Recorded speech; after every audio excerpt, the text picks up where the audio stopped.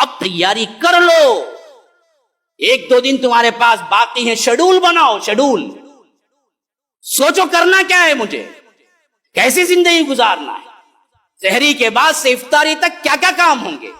ہر دنیاوی کام کو 50% حصہ دو, بس 50 اللہ کے لیے, اور آخری 10 دنوں میں کل اللہ کے لیے, 21 سے 29 صرف اللہ کے لیے, بقیہ 1 سے 20 دنیاوی کام 50%, بقیہ 50 اللہ کے لیے.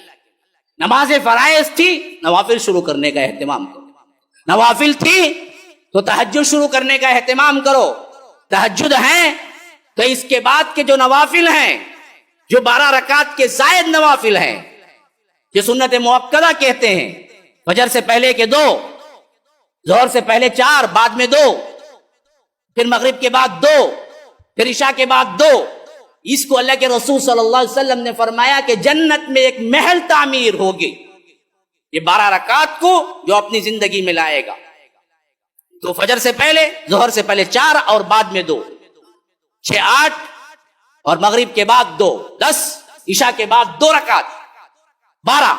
جو 12 رکعت کی حفاظت کرے گا اپنی زندگی میں, اللہ کے رسول صلی اللہ علیہ وسلم نے فرمایا کہ اس کو رب العالمین جنت میں الگ سے ایک محل تعمیر کرے. نماز عصر سے پہلے 4, اس کے لیے فرمایا کہ اللہ کی خاص نظر رحمت اس شخص پر ہوتی ہے جو نماز عصر سے پہلے 4 رکعت پڑھتا ہے نوافل. ان نفلوں کی پابندی کرو, قرآن اپنی زندگی میں لاؤ, شیڈول بناؤ, صفحات اٹھاؤ, 13 لائن کا, 15 لائن کا, جو بھی ہے, 500 چلر یا 13 میں ہو تو اور کم, تو صفحے بانٹو 30 دن کے اندر.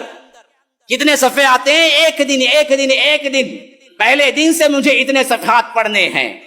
تراجم اٹھاؤ جو عام فہم تمہاری زبانوں میں, تمل کو کسی کو چاہیے, اردو کسی کو چاہیے, ہندی کسی کو چاہیے, ملیالم جو بھی ہے, حصے بانٹو الگ سے, اور اس کے اندر شیڈول بناؤ, ڈائری بناؤ کہ اتنا مطالعہ ہر دن ہوگا.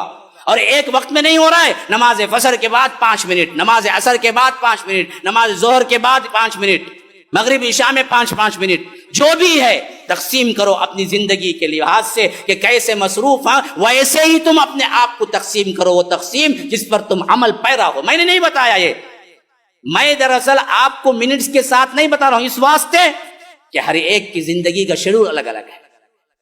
تو اتنا نہیں, تم خود اپنے آپ سے بیٹھ کے سوچو کہ کتنا میں دے سکتا ہوں جس پر عمل ہو سکتا ہے.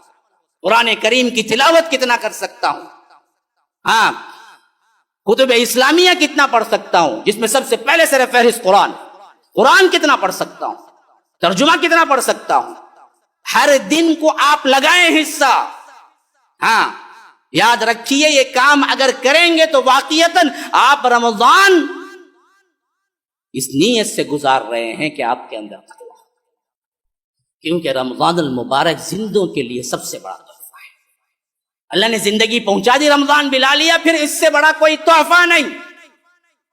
یاد رکھو, جس کی زندگی ختم ہو گئی رمضان کے قریب آ کے, اور جس کی زندگی رہی اور رمضان گزارا, ان دونوں میں بڑا فرق ہے.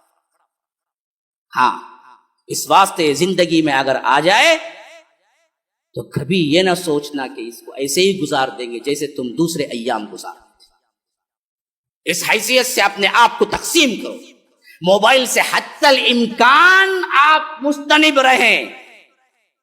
واٹس ایپ گروپ جتنے بیکار ہیں سب نکال کے ایگزٹ ہو. کوئی گروپ نہ رہے تمہارے پاس بیکار کے, بالکل بے اہمیت میسیجز, یا تو دین کے نام پر موضوع احادیث, یا دنیا کے نام پر ہنسی مذاق. ایسے گروپ میں رہنے کا فائدہ کیا ہے؟ واٹس ایپ کو ضرورت کے تحت استعمال کرو, لیکن واٹس ایپ تمہاری اپنی ضرورت نہ بن جائے. ہاں, ضرورت کے تحت استعمال کرو. اور کھانا پینا یہ بھی ضرورت کے تحت رکھو. کھانے کے لیے جینا نہیں ہے, جینے کے لیے کچھ کھا لینا ہے.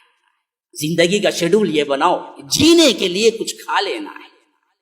ہاں, تو اس حیثیت سے اپنا شیڈول رمضان المبارک میں بنا کے گزارو. پھر رمضان کے اختتام پر اپنے آپ کا محاسبہ کرو تو تمہیں زمین آسمان کا فرق نظر آئے گا.